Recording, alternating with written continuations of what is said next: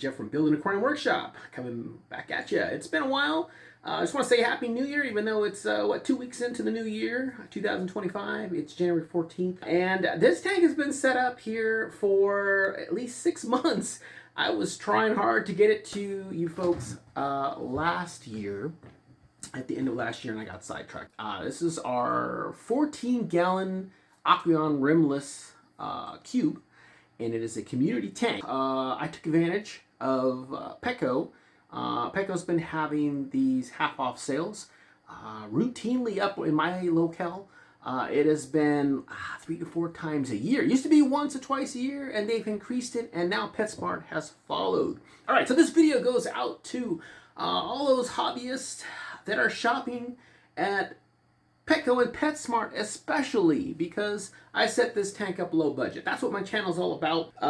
Everybody, if you haven't figured it out by now, you know, I don't have a huge sump sitting below this tank, right? It's not drilled. There's no overflow box. You know, I mean, those things are great if you have money, right? And but this is a way to show you, those of you who don't want to spend a lot of money, maybe you're just getting into the hobby, that could be it too, and you're not sure. I want to be able to go to my local pet store, which in most cases is a Petco or PetSmart. Now, if you have one of those mom and pop fish stores, that's great.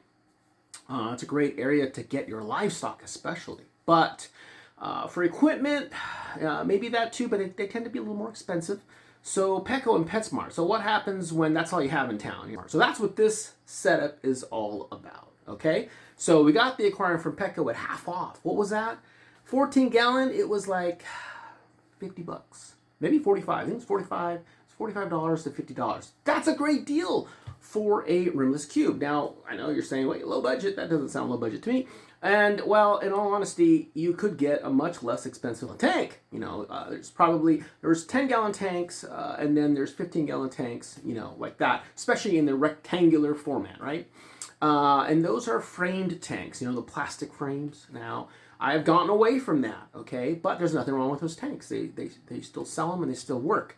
Of course, as do a lot of the equipment that you're going to see here, which isn't, you know, the cutting edge, the latest and greatest cutting edge equipment, but it works, okay? And you can see it looks nice. I set this tank up with in mind that I don't have a lot of equipment showing. I didn't put a background on it, nothing like that, but we've set it up so that you can enjoy this tank. It's a little more towards the work of art rather than a functional tank. Functional tank, you're seeing all the equipment, right? You know, maybe it has a lid, maybe it doesn't. You know, you're seeing the cords everywhere and things like that.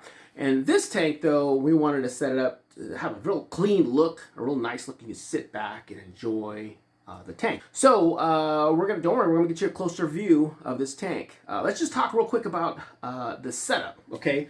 So we used in there, this I got from PetSmart. I'll tell you where I get this stuff from. So this is the Topfin IF40. Now we're talking budget here. The tank was at $45 to $50. This right here was on clearance. This internal canister filter by Topfin, which is PetSmart's brand, and it was $12. $12. Can't go wrong with that, right? For an appropriate size filter for this little tank, and you'll see that in action soon. And then the lighting. The lighting, I had the light. That's a Fluval Aqua Sky. It is a 12-watt expandable light from 15 inches to 24 inches.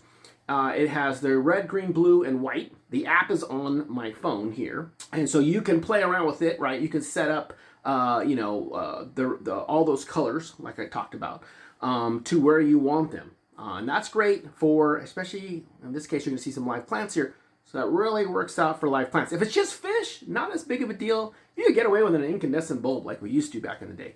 Of course, I realize everything's LED lighting now, and that's, you know, they're relatively inexpensive. That's probably what you want to go. You want to see some nice, you know, nice bright light to see your fish.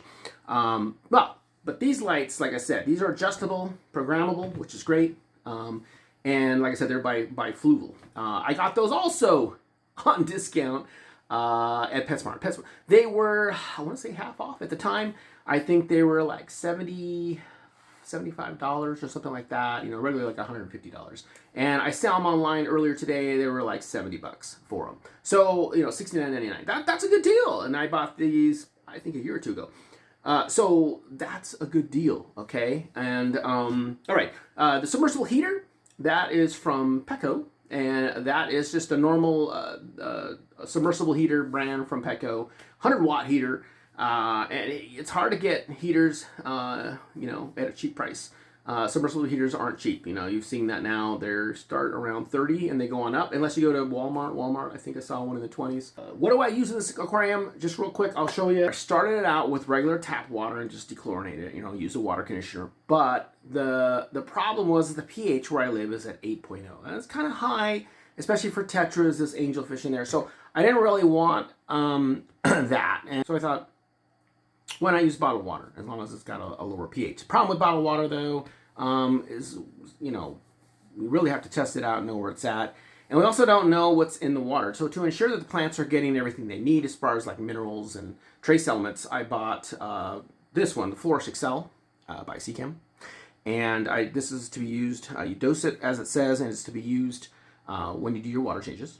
And then the other one is the Aqueon, which is aquarium plant food, okay? And that one, both of these I just bought at the local Petco, okay? You probably can find them at PetSmart as well. And so that's for the plants. And you're going to see right now, I'm going to get you a close-up shot. You're going to see what plants we have. We'll talk about the livestock. I'll go ahead and feed them, you know. You'll see the kind of fish that I have put in here. And one last quick note. It looked really good, but if you can see the water still a little tinted. It was really tinted. I'm going to have some old footage in here that I'm going to put in here. And you're going to see that the tank is really dark tea colored. And it's taken, you know, this is 3 water changes later. I was using this for probably the first 5 months. It was a really nice piece. This is a nice piece. This is by Zoom Ed. This is, you know, driftwood. This will turn your water brown or tea colored, okay? And it will be quite a while. You know, I had this in there for 5 months, and I soaked it, boiled it. I did everything with this thing I could, and it still kept leaching out, and it still kept turning the water tea color. So I got another piece of hard driftwood that didn't do that. So, which is great, which is what I would recommend if you want to use wood, unless you really like that tea color, you know. Okay, so let's go ahead and look at the tank.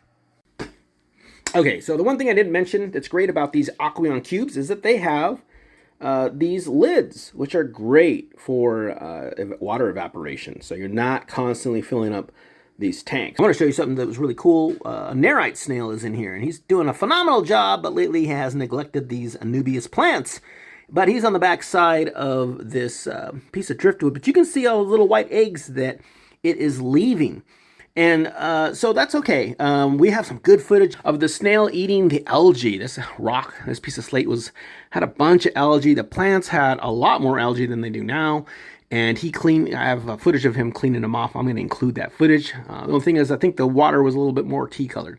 Okay, so we have 2 pieces of slate, a nice piece of hard driftwood there. And word of note on the Nerite snail, even though they leave these eggs, which could be unsightly to some, they don't bother me. You'll see on the filter as well, the internal filter there. And that's okay because they're not going to hatch because they need brackish water. That's the thing about the Nerite snail. And even if you had a male and a female, it wouldn't matter because, like I said, they add brackish or salt water for the eggs to hatch. Now, the females can keep laying eggs, from what I understand, and that's what's happening here. And like I said, the fish don't eat them, nothing like that. They just look like these little white dots everywhere. All right, that's the only downside, if that is a downside for you. So now, what do we have in this tank? All right, we have this. Look at this beautiful angelfish. I got him. He was like half that size. Now, I know some of you are saying 14 gallons. Fish should probably be in a bigger aquarium. And yes, he will be graduating up to a bigger aquarium as he grows. This tank is still perfect for him. And other than that, we have 2 glow lights. They're pretty small. And here comes the Praecox rainbows, dwarf rainbows. Very active. Would probably benefit from a tank that's more rectangular in shape. I'm not sure, it looks like we have a male and a female. I bought them separately and they were smaller and they look the same, but now looking at them, looks like we've got, I'm going to guess, the male up above, the female below. You can see the difference just by just by looking at them. They are always out. They're always hungry. They're looking for food. But this past week, for the very first time, they're out behind this rock being very secretive, probably trying to breed. And I have bred rainbow fish in the past, but not these.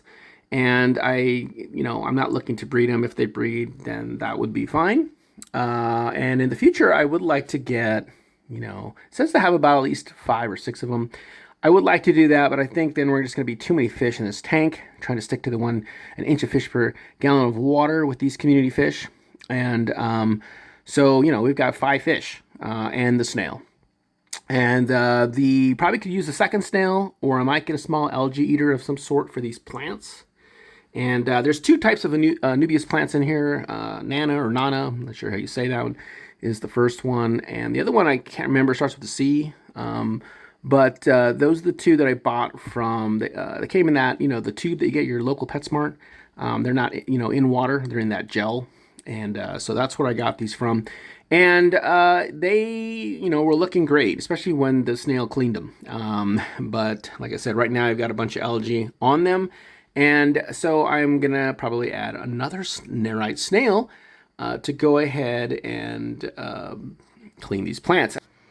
All right, so anyway, that is my 14-gallon community tank. And I wanted to say one last thing. You can see here, this is a regular 20-gallon aquarium stand, cabinet stand. And this cube was not going to fit on it. So what I had to do was I could either buy a pedestal stand for over $100 at my local Petco. Those did not go on sale. So that I figured I would save a lot of money. I had this cabinet stand for a 20-gallon, a regular 20-gallon. And so to get this 14-gallon to fit, I had to cut a piece of wood. I went to the local Home Depot, as you're going to see here from the side angle. So it does extend slightly, like a ½ an inch on the front and back. But it works very, very well. So I had a piece of wood cut there, and I went ahead and used a matte black spray paint to paint it. It looks like it's got a little bit of stuff on it, but it came out really, really nice. It works very, very well. It's very functional. If we back up, you're going to see it doesn't really detract too much, from the look of the aquarium. You got these helpful shelves on each side, which I constantly put when I'm feeding. I put, food there or water conditioner, whatever I'm doing. I use these little shelves on both sides. And then of course I have the cabinet to, put all the unsightly stuff that I don't want to see. So this is here. I'll try to get you a last look here, straight on, and try to hide the submersible heater. That submersible internal filter, that was hidden quite well when I had that other big piece of driftwood. I'd probably look for, in the future, a big piece of slate to help cover more. But actually, as it sits right now, I'm pretty happy with the look that it has. Like I said, trying not to show a lot of cords and equipment in the aquarium, and just have a real clean look. All right, folks, so thanks for watching this video. Hopefully you found it useful. And if you did, of course, give me the thumbs up. Better than that, subscribe to our channel. And I will promise to make more videos. I've had quite a few questions, and good questions that are going to be for future videos. Questions that I've answered on equipment and other things, both salt and fresh. So I can't wait to talk about that in this new year. All right, folks, thanks again for watching, and have a great day.